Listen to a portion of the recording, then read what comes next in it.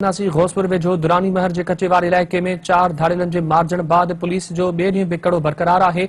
मार्जीवेल डोहारी टक्कर ऐं साबू सब्ज़ोई जा लाश केतिरनि कलाकनि खां सिविल अस्पताल में पयल आहिनि। अली हसन ऐं जागण सब्ज़ोई जा मढ़ बुंडो आदम जागीरानी वारे इलाइक़े में मिट्टीअ मां हवाले कया विया आहिनि। पुलिस जो चवणु आहे त दुरानी महर के कचे में ॿिए ॾींहुं बि पुलिस जो कड़ो बरक़रार आहे। तव्हांखे ख़बर ॾियूं पिया, गौसपुर वेझो दुरानी महर के कचे वारे इलाइक़े में 4 धाड़ेलनि के मारजण बाद पुलिस जो ॿिए ॾींहुं बि कड़ो बरक़रार आहे। मार्जीवेल डोहारी टक्कर ऐं साबू सब्ज़ोई जा लाश केतिरनि कलाकनि खां सिविल अस्पताल में पयल आहिनि। अली हसन ऐं जागण सब्ज़ोई जा मढ़ बुंडो आदम जागीरानी वारे इलाइक़े में मिट्टीअ मां हवाले कया विया आहिनि। पुलिस जो चवणु आहे त दुरानी महर के कचे में ॿिए ॾींहुं बि पुलिस जो कड़ो बरक़रार आहे।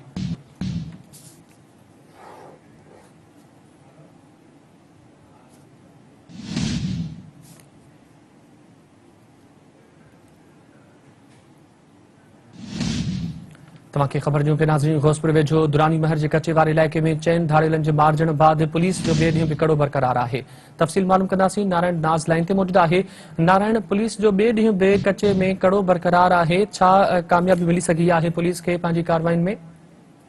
जी पुलिस जेका कल सुबुह मंझंदि जे टाइम ते जेका कार्रवाई कई दुरानी महर जे थाणे जे इलाइक़े में वरी नफ़री साण, उनमें जेका पुलिस खे इहा मुख्य कार्रवाई मिली त जेके इलाइक़े जा 4 बदनाम डोहारी हुया, टक्कर सब्ज़ोई, अली हसन सब्ज़ोई, साबू सब्ज़ोई ऐं जागण सब्ज़ोई, उनखे जेका पुलिस जेका मारे विधो। ऐं उन खां बाद जेका पुलिस इहा बि दावा कई आहे त असांजे इन कार्रवाई में इन मुक़ाबले में 6 खां वधीक जेको आहे डोहारी मारिजी विया आहिनि, पर उनजी अञा ताईं तस्दीक आधार ज़रिए न कई आहे। ऐं पुलिस जो इहो चवणु आहे त बक़ाया जेके लाश रहियल आहिनि धाड़ेलनि जा, उन जे लाइ बि जेका असां इलाइक़े खे कड़ो चाढ़े उनजी ॻोल्हा जेका कल्ह खां वठी कई पई वञे। पर ज़रियनि इहो असांखे ॿुधायो आहे त 2 धाड़ेलनि जा जेके लाश आहिनि उहे मालिक पाण धाड़ेल कल्ह खणाए विया, पुलिस जो घेरो टोड़े। ऐं 2 लाश जेका पुलिस खे टक्कर सब्ज़ोई ऐं साबू सब्ज़ोई जी लाश पुलिस खे कल्ह मिलिया, जेके कल्ह शाम जो जेका पुलिस कंदकोट जी सिविल अस्पताल में हाणे पोस्टमार्टम कयो। ऐं उहा लाश जेका आहे गुज़िरियल 20 कलाकनि खां वठी अञा ताईं कंदकोट जे मुर्दा खाने में पयल आहिनि। ऐं जॾहिं त 2 लाश जेके धाड़ेल पाण खणी विया, अली हसन ऐं जेका जागण सब्ज़ोई जा, उहे जेका अॼु इहा ख़बर पई आहे त उन्हनि उनजे वारसनि जेका उनखे दुरानी महर जे जेको कचे वारो इलाइक़ो आहे, आदम बिल्डो जेके चइबो आहे, आदम जागीरानी, उहो बि हिकिड़ो धाड़ेलनि जो जेका आहे हिकिड़ो टुकड़ो आहे जिते जेका उन्हनि उनखे दफ़नाए छॾियो आहे, जंहिंमें केतिरनि ई माण्हुनि जेका शिरकत कई आहे। त हिन महिल ताईं जेका आहे अञा कंहिं बि क़िस्म जी ॿी का जेका आहे कार्रवाई अॼु पुलिस अमल में न आंदी आहे। ऐं फ़िलहाल जेका आहे का बि नई ईंदे जेका इंफॉर्मेशन आहे जेका असां धाड़ेलनि ते पहुचायूं। ऐं फ़िलहाल पुलिस जे इलाइक़े खे कड़ो आहे, रस्ता घट जेका आहे बंदि आहिनि। जी अच्छा नारायण, गॾो इहो ॿुधाइजो त मजमूई तौर ते हिन वक़्त ताईं केतिरा धाड़ेल मारिजी चुका आहिनि, ऐं गॾो इहो ॿुधाइजो त जेके मारिजी वियल धाड़ेल आहिनि उन्हनि जो जेको क्रिमिनल रिकॉर्ड आहे उन मां छा मालूम थी सघियो आहे त हू केतिरी नोयत जा उन्हनि जे मथां केस दाख़िल थियल हुआ? ही जेके धाड़ेल जेका 4 जेके पुलिस जेका आहे कल्ह कार्रवाई जेका दावा पे करे त असां 4 धाड़ेल जेका आहे मारिया आहिनि, इन्ही धाड़ेलनि जे मथां इहे 4 ई धाड़ेल जेका इनाम याफ़्ता हुया, इन जे मथां सिंध हुकूमत जी तरफ़ां जेका इनाम बि रखियल हुया। इहे धाड़ेल जेका जूई छॾे करे वञी करे जागीरनि वटि वञी पनाह वरिती। ऐं जेको जागीरानी बिरादरी जो बदनाम धाड़ेल आहे पंहिंजे जीअन जागीरानी, उनजे जेका टिबे में वञी करे रहनि पिया। ऐं हींअर जेके हिन वक़्तु हिन खां अॻु में जेका पुलिस कार्रवाई कयूं आहिनि, उन में बि उन्हनि इनाम याफ़्ता जेका आहे धाड़ेलनि खे मारियो आहे, जंहिंजे मथां लखे रुपया जेका इनाम सिंध हुकूमत जी तरफ़ां रखियल हुयो। जी अच्छा नारायण, गॾो इहो बि असांजे नाज़रीन खे ॿुधाइजो त बेशक पुलिस पारां कार्रवायूं कयूं पयूं वञनि, छा कॾहिं किथे ईअं त न थियो आहे त ही जेके मारिजी वियल धाड़ेल आहिनि इहे अॻु ई पुलिस वटि गिरफ़्तार थियल हुजनि ऐं पुलिस हाणे उन्हनि खे ज़ाहिर कंदी हुजे त उन्हनि जो मुक़ाबिलो थियो आहे?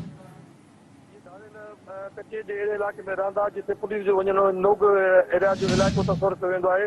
जीअं धाड़ेल जीअं जागीरानी जेको इलाइक़े जो बदनाम धाड़ेल इनाम याफ़्ता धाड़ेल आहे, हिन वक़्तु जे हिसाब सां उहो बि कंहिं अहिड़े इलाइक़े में रहंदो आहे जिते पुलिस अॼु ताईं न पहुची चुकी आहे ऐं न पहुचण जा हुनजा हुते इम्कान आहिनि, छो त हुन पंहिंजा अहिड़ा बंदोबस्त करे रखिया आहिनि जिते पुलिस जी का बि चेन या गाॾी न वञी सघंदी आहे, सवाइ कंहिं फज़ाई ऑपरेशन जे या ॿियनि इलाइक़नि जी 2 ज़िलनि जी पुलिस जेका जेसिताईं हुन इलाइक़े खे घेरो न चाढ़े, कंहिं पासनि खां धक बंदि न करे, तेसिताईं हुनजी गिरफ़्तारी तमामु ॾुखी आहे। ही धाड़ेल बि जीअं त जहिड़ी इलाइक़े में रहंदा उन वटि उन्हनि पनाह वरिती हुई, तंहिंजे करे पुलिस जो वञणु हुते ॾाढो ॾुखियो आहे। अलबत्ता इहो आहे त हीअ इलाइक़े में चौबोल हिन वक़्तु हलनि पिया, हिननि धाड़ेलनि खे जेका आहे पंहिंजे ई जेका आहे साथियुनि जेका आहे मारे करे ऐं लाश हिन जा पुलिस हवाले कया आहिनि, पर हिन जी तस्दीक अञा ताईं न थी आहे, पर इहे इलाइक़े में चौबोल हलनि पिया इन क़िस्म जा। जी ठीकु आहे नारायण, वधीक अव्हां खां अपडेट मालूम कंदा रहंदासीं। महिरबानी, अव्हां तफ़सील ॾिना। गौसपुर वेझो दुरानी महर के कचे वारे इलाइक़े में 4 धाड़ेलनि के मारजण बाद पुलिस जो ॿिए ॾींहुं बि कड़ो बरक़रार आहे। मारिजी वियल डोहारी टक्कर ऐं साबू सब्ज़ोई जा लाश केतिरनि कलाकनि खां सिविल अस्पताल में पियल आहिनि। अली हसन ऐं जागण सब्ज़ोई जा मढ़ बुंडो आदम जागीरानी वारे इलाइक़े में मिटीअ मां हवाले कया विया आहिनि। पुलिस जो चवणु आहे त दुरानी महर जे कचे में ॿिए ॾींहुं बि पुलिस जो कड़ो बरक़रार आहे। तव्हांखे आगाह कयूं पिया, गौसपुर वेझो दुरानी महर जे कचे वारे इलाइक़े में 4 धाड़ियुनि जे मारिजण बाद पुलिस जो ॿिए ॾींहुं बि कड़ो बरक़रार आहे।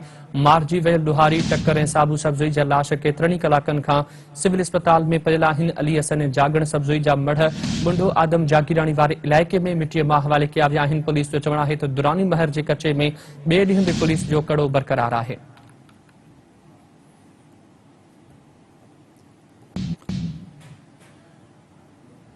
गौसपुर वेझो दुरानी महर जे कचे वारे इलाइक़े में 4 धाड़ियुनि जे मारिजण बाद पुलिस जो ॿिए ॾींहुं बि कड़ो बरक़रार आहे। तफ़सील मालूम कंदासीं। बका मोहम्मद भंगवार जो असां सां लाइन ते मौजूद आहे।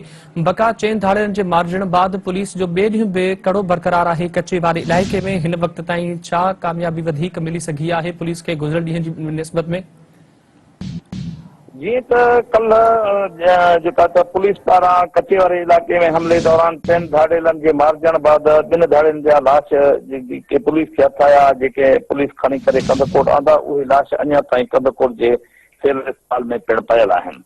जंहिंखां पोइ पुलिस जी वॾी नफ़री 4 बख्तर गाॾियूं ऐं पुलिस जी वॾी नफ़री तलब करे कचे वारे इलाइक़े में जेको आहे त उते मुक़ररु कयो आहे। ऐं हिन वक़्तु पुलिस सां राब्ते ते पुलिस इहो ॿुधायो त हिन वक़्तु असांजी जागीरानी गैंग जेको उते आहे उते उन्हनि सां वक़्ते वक़्ते सां जेको आहे फायरिंग जो सिलसिलो पिणु जारी आहे। अञा ताईं का ख़ासि कामयाबी न मिली सघी आहे। हिननि चयो त असां पंहिंजे पोज़ीशन में वेठा आहियूं ऐं SSP सां राब्तो थियो। हुन चयो त असां इंशाअल्लाह ताला चंद ॾींहनि में जागीरानी गैंग खे ख़तमु करे कचे खे साफ़ करे छॾींदासीं। जी ठीकु आहे बका, महिरबानी अमां तफ़सील ॾिना।